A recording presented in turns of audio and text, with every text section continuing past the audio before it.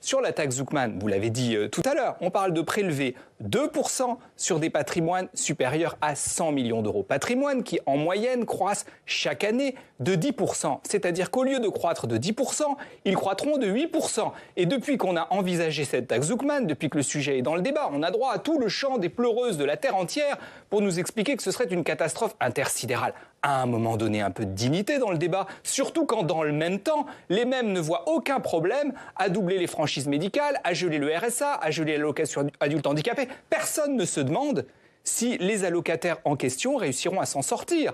En revanche, pour ceux qui ont un patrimoine, pour ceux qui ont... Voilà, exactement. Et donc on a le sentiment que, au fond, dans le débat fiscal français, on répond à cet adage qui disait « vaut mieux taxer les pauvres, il y en a beaucoup ».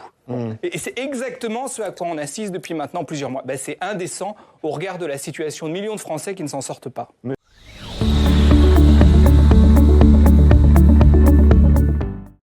Les grands médias français, comme toujours, en dessous de tout sur l'affaire Brigitte.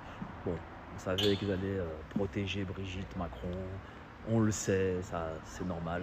Mais là où le pire du pire arrive, c'est qu'ils ont comparé le harcèlement de la première dame de France, celle qui habite à l'Élysée, qui a 200 flics autour d'elle, qui nous pompe 100 et quelques millions d'euros par an de budget. Eh ben, ils ont comparé son soi-disant harcèlement au harcèlement que peuvent subir des enfants, comme par exemple le jeune Lucas, je crois qu'il avait 12 ou 13 ans, qui a subi le harcèlement de tous les élèves de son école, qui au final s'est suicidé. Il compare les deux, c'est incomparable et c'est même dégueulasse, je le dis très sincèrement. Madame Macron, elle fait partie des puissants, elle vient du monde des puissants.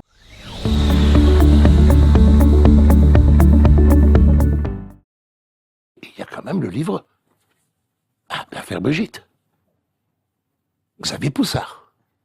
Et alors là, il y a quand même quelque chose de très important que les gens doivent bien comprendre.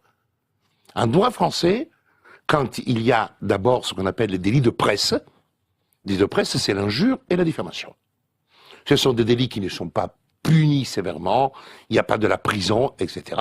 Mais quand on est injurié, vilipendé, diffamé, vous avez cette arme fatale, c'est-à-dire vous pouvez attaquer. Moi-même, j'ai attaqué des livres pour le compte de, par exemple, du joueur de football. Je vais attaquer un livre de Gilles Verdez sur Franck Ribéry, par exemple. Je vais tenter de bloquer la sortie, des propos, etc. Donc on peut. Et là, vous avez le livre, qui est la queue de voûte, faut quand même pas oublier. Faut lire le livre, et là, vous avez devant vous une enquête journalistique sérieuse. Et il y a une seule, unique démonstration. Moi, je suis pas là pour dire si elle est femme, je m'en fous personnellement, c'est pas mon problème. Mais il n'y a pas eu d'action en diffamation à l'encontre de ce livre. Et ça, c'est très important. Les délais pour attaquer en diffamation, c'est un délai de 3 mois. On va faire un procès à Candace Owens aux États-Unis et on ne fait pas un procès à Xavier Poussard, qui est aujourd'hui poursuivi pour propos haineux. Et là, on va revenir sur cette infraction qui est très importante par rapport à la liberté.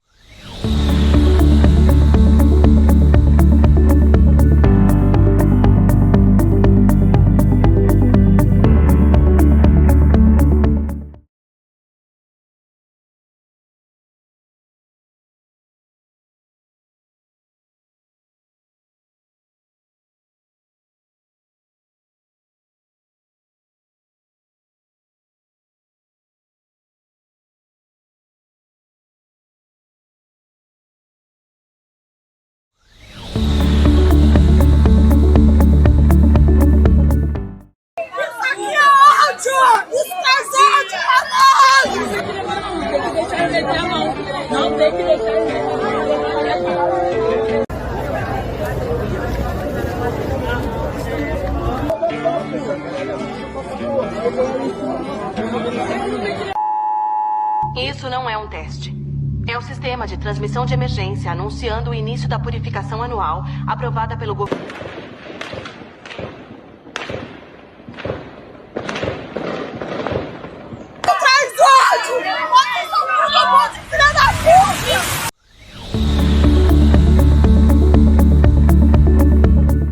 Où avez-vous taillé? Ce qui intéresse spécialement les Français, c'est la baisse de la dette par rapport au PIB. Là, le progrès de l'Argentine est très spectaculaire. Là, c'est très objectif.